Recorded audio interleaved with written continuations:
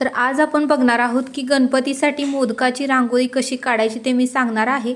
तर खूप छान असं मोदकाची रांगोळी आपण काढणार आहोत। तर अशा पद्धतीने आपल्याला रेषा ओढून घ्यायच्या आहेत आणि प्रत्येक रेषेच्या पुढे आपल्याला दोन दोन असे टिपके द्यायचे आहेत। तर खूप सुंदर ही रांगोळी आहे मोदकाची।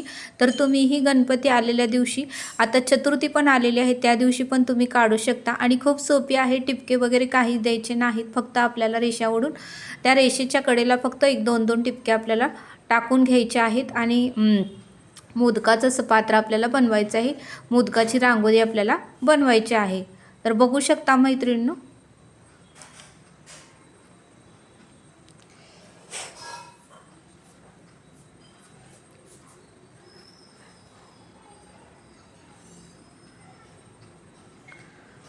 तर अशा पद्धतीने तुम्ही ही गणपती आलेल्या दिवशी रांगोळी काढू शकता। खूप सोपी आहे आणि खूप सुंदर अशी दिसते मैत्रिणींनो।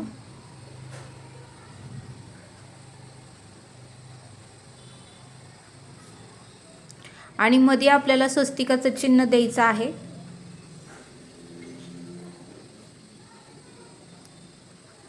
दोन तुम्हाला मी मोदकाच्या रांगोळ्या दाखवणार आहे, तुम्हाला जे आवडेल ते तुम्ही काढू शकता। व यामध्ये आपण टिपके वगैरे काहीच यूज केलेले नाहीयेत, फक्त रेषा ओढून आपल्याला ही मोदकाची सुंदर अशी रांगोळी मी तुम्हाला काढून दाखवत आहे।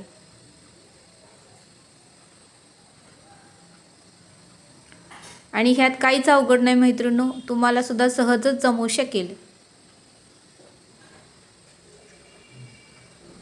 अशा पद्धतीने वरती आपल्याला आपण जे मोदक तयार करतो त्यावेळेस मोदकाच्या वरती जे असतं सारण वगैरे आपण भरल्यानंतर जे आपण दाबतो, मोदक तयार होतं, तशा पद्धतीचीच ही रांगोळी सुंदर आणि छान अशी झालेली आहे।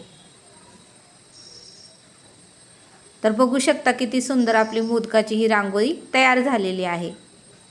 तर तुम्ही ही गणपती आलेल्या दिवशी नक्की काढा, म्हणजे गणपतीलाही खूप आनंद होईल।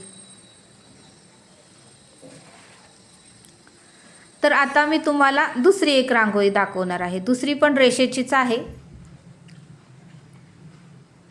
ही पण मोदकाचीच रांगोळी आहे, ही थोडीशी वेगळी आहे मैत्रिणींनो। तुम्ही अशा पद्धतीने पण काढू शकता, तुम्हाला जे आवडेल ते तुम्ही काढू शकता। असे मी आता आकार दिलेले आहेत।